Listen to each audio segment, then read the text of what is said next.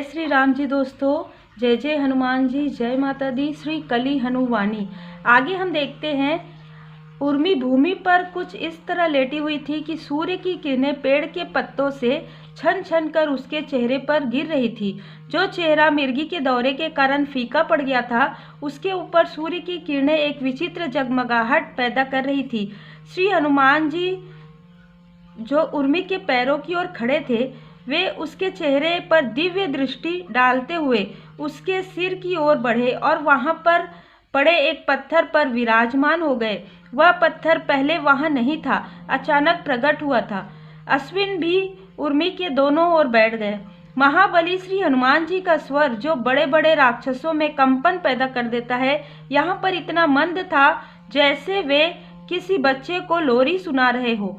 उर्मी तो उनका स्वर सुन भी नहीं सकती थी, तो फिर वे क्यों इतने मंद स्वर में बोल रहे थे? कदाचित उनके शब्दों की आवृत्ति उर्मी की आत्मा तक पहुंच रही थी, परंतु शब्द अश्विन देवों के लिए निकले थे।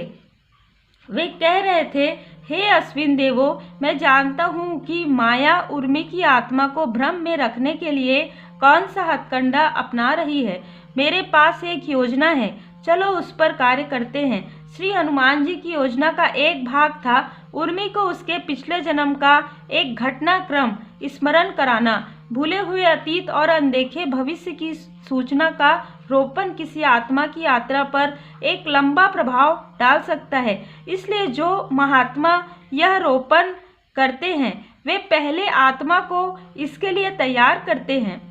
आत्मा को कर्म, इच्छा, काल, आकाश, माया आदि के बारे में ज्ञान देना उसी तैयारी में आता है।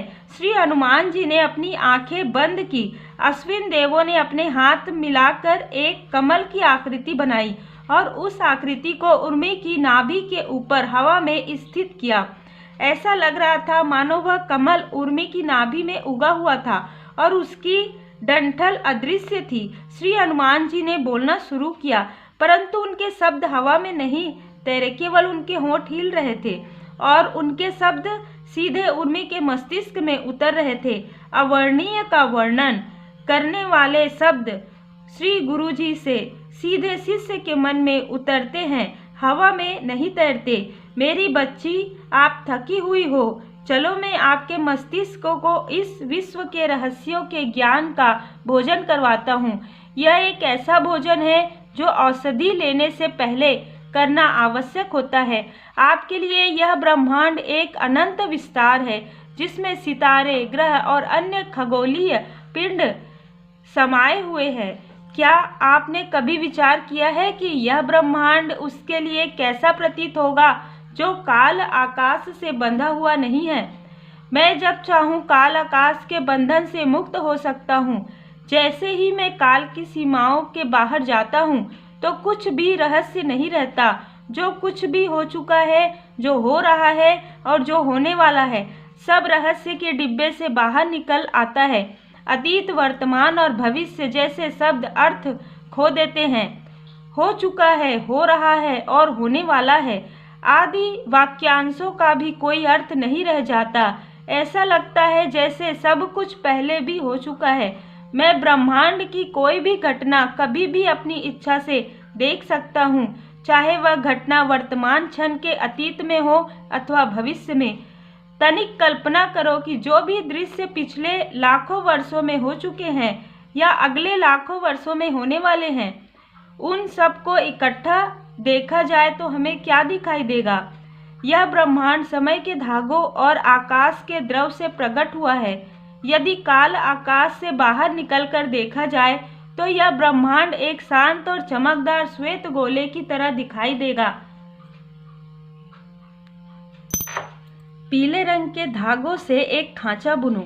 उस खांचे की बुनाई ऐसी हो जैसे मकड़ी के जाले की होती है, और तत्पश्चात उस खांचे में एक श्वेत रंग का द्रव भर दो।